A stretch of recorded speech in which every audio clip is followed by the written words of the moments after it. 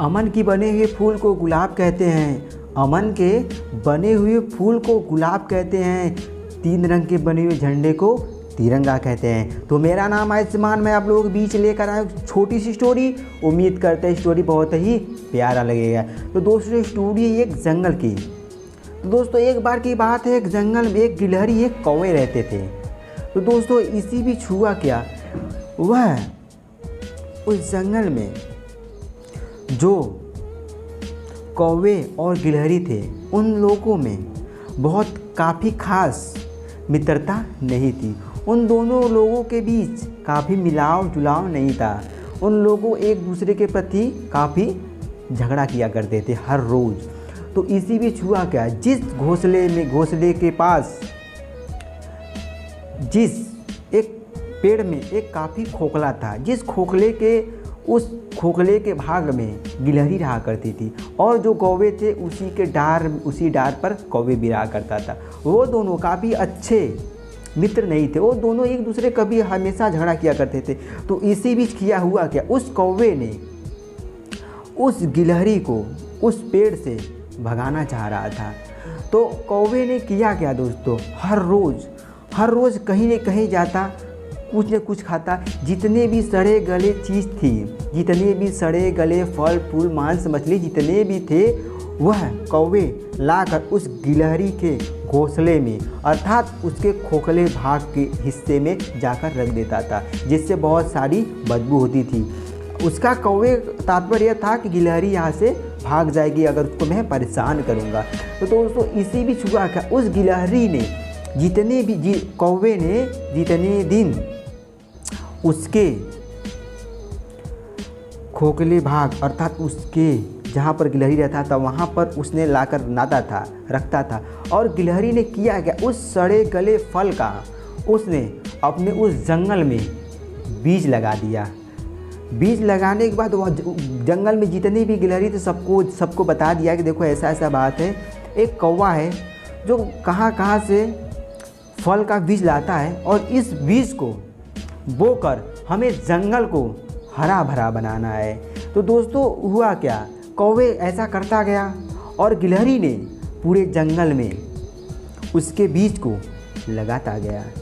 तो दोस्तों जो एक समय ऐसा आया उस जंगल में कि चारों तरफ हरियाली ही हरियाली हो गई। और इस चीज़ को कौवे ने देखकर बहुत ज़्यादा एक्साइटेड फील किया कि कौवे ने जाकर गिलहरी से पूछा कि भाई ये कैसे हुआ जो पूरा जंगल ही हरा भरा हो गया। तो उस गिलहरी ने उस कौवे से कहा कि कौवे भाई, जो आपने मेरे घोंसले में सड़ा गला फल लाकर मुझे परेशान करते थे, मैं वही बीज को लेकर मैंने सारे जंगल में बोया और आज देखो ये जंगल कितनी हरा भरा है। कौवे भाई ये आप ही का देन है जो आज जंगल ये इतना हरा भरा है, इतना फल फूल है, आप खा सकते हैं। और जंगल में जितने भी उपस्थित जानवर थे सभी लोग बहुत हैप्पी फील हुए और सभी लोग हर रोज़ फल खाते थे।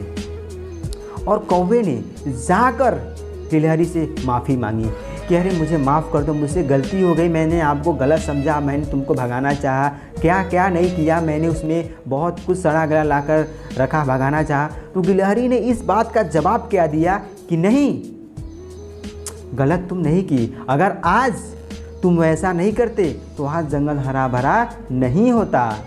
तो ठीक इसी प्रकार हमारे जीवन में भी कुछ ऐसे लोग आते हैं जो हमारे परिवार में, हमारे जीवन में कुछ ऐसे ही अपने बातों से, अपने व्यवहार से हमारे ज़िंदगी में कचरा भरते हैं, जिसके कारण हमारी ज़िंदगी काफ़ी ही नर्क की ओर जाती है। तो जो लोग हमारे जीवन में ऐसे करते हैं उन्हें उन्हीं के लैंग्वेज में, उन्हीं के वर्ड से, उन्हीं के शब्दों में कुछ ऐसा कर जाइए, कुछ ऐसा सोच जाइए कि आने वाले समय में उसी के लैंग्वेज से, उसी के पीठ पीछे वार किए हुए शब्द से आप अपने जीवन में बहुत सारा मुकाम हासिल कर ले और उसे इस चीज़ का बहुत ज़्यादा दुख हो कि मैंने क्या किया, मैंने तो इसको पैर खींचा इसको गिराने के लिए, लेकिन इसने तो आसमान को टच कर दिया। तो दोस्तों ऐसे हमारे जीवन में बहुत सारे उतराव चढ़ाव आते रहते हैं। तो देख के दोस्तों इस छोटी सी कहानी से हमें यह सीख मिलती है कि हमारे जीवन में कोई भी कितना क्यों ना बुरा करे, अगर हमारी कर्म, हमारा धर्म, हमारा सोच अच्छा होगा तो मुझे लाइफ में, जीवन में कुछ करने से कोई रोक नहीं पाएगा। तो उम्मीद करते हैं आपको छोटी सी स्टोरी कैसी लगी, कमेंट कर